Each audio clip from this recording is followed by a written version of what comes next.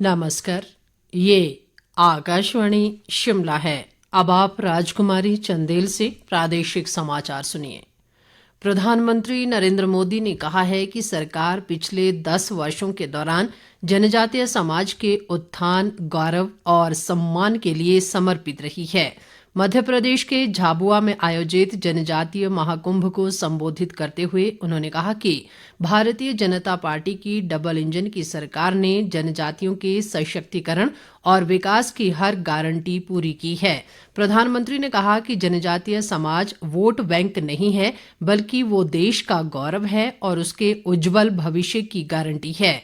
प्रधानमंत्री नरेंद्र मोदी ने कहा कि भारतीय जनता पार्टी की सरकार ने वन उत्पादों पर न्यूनतम समर्थन मूल्यों में रिकॉर्ड बढ़ोतरी की है। सरकार ने न्यूनतम समर्थन मूल्य के दायरे में आने वाले वन उत्पादों की संख्या में बढ़ोतरी कर इसे 10 से बढ़ाकर 90 कर दिया है। उन्होंने कहा कि जनजातीय उत्पादों को बाजार उपलब्ध कराने के लिए वन धन केंद्र खोले गए हैं। केंद्रीय सूचना व प्रसारण और युवा सेवाएं व खेल मंत्री अनुराग सिंह ठाकुर ने कांग्रेस पर देश की बजाय परिवार और भ्रष्टाचार को प्राथमिकता देने का आरोप लगाया है। हमीरपुर संसदीय क्षेत्र के एक दिवसीय दौरे पर आज कांगड़ा एयरपोर्ट पहुंचने पर पत्रकारों से बातचीत में उन्होंने कहा कि श्वेत पत्र ने पूरी तरह कांग्रेस की पोल खोल दी है। अनुराग ठाकुर ने कहा कि श्वेत पत्र में ये भी दर्शाया है कि कैसे कांग्रेस की नीतियों ने देश का नुकसान किया है। घोटाले हो रहे थे और सरकार चुप बैठी थी। उन्होंने कहा कि प्रधानमंत्री नरेंद्र मोदी के ईमानदार नेतृत्व और नीतियों के कारण आज देश के बैंक मुनाफे में हैं और भारत दुनिया की 5वीं सबसे बड़ी अर्थव्यवस्था बन गया है।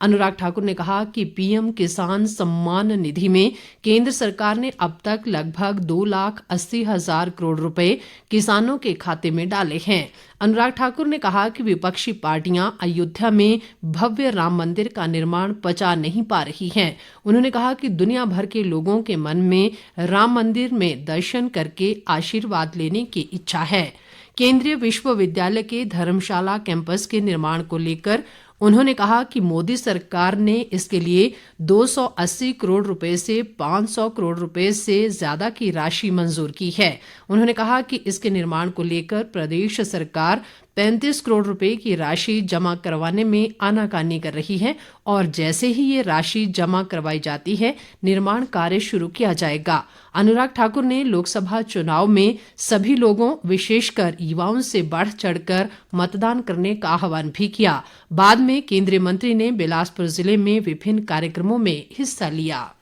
मुख्यमंत्री सुखविंदर सिंह सुक्खू ने कहा है कि आगामी बजट में किसान की आय बढ़ाने के लिए प्रदेश सरकार नई योजनाएं ला रही है। आज शिमला के पीटरहॉफ में प्रदेश के दुग्ध उत्पादकों के साथ संवाद के दौरान उन्होंने कहा कि इन योजनाओं के आगामी 2 वर्षों में सकारात्मक परिणाम सामने आएंगे।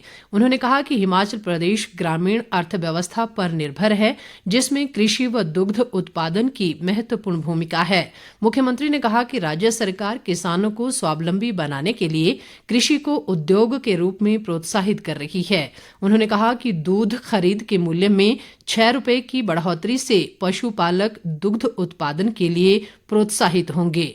उन्होंने कहा कि दूध उत्पादकों को कर में रियायत देने पर भी सरकार विचार करेगी।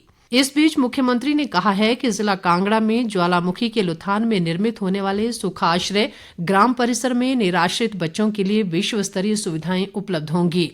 उन्होंने कहा कि इस परिसर में लगभग 400 निराश्रितों के रहने की क्षमता होगी। मुख्यमंत्री के अनुसार राज्य सरकार निराश्रितों के लिए प्रदेश भर में अनेक बाल संरक्षण संस्थानों का संचालन भी कर रही है। उन्होंने कहा कि सुख आश्रय योजना के तहत इस वित्त वर्ष के दौरान बाल संरक्षण संस्थानों के 1,084 आश्रितों को 2,15,37,000 रुपए और 2,718 अनाथ बच्चों को 4,000 रुपए प्रतिमाह जेब खर्च के रूप में 4,34,88,000 रुपए वितरित किए गए हैं। तकनीकी शिक्षा मंत्री राजेश धर्माणी ने हमीरपुर जिला के अणु सिंथेटिक ट्रैक ग्राउंड में आयोजित जिला शिक्षा व प्रशिक्षण संस्थानों की राज्य स्तरीय खेलकूद प्रतियोगिता के विजेताओं को पुरस्कृत किया। इस 3 दिवसीय प्रतियोगिता में प्रदेश भर के 11 डाइट संस्थानों के लगभग 330 प्रशिक्षुओं ने भाग लिया। इसके साथ ही ये समाचार बुलेटिन समाप्त हुआ। नमस्कार।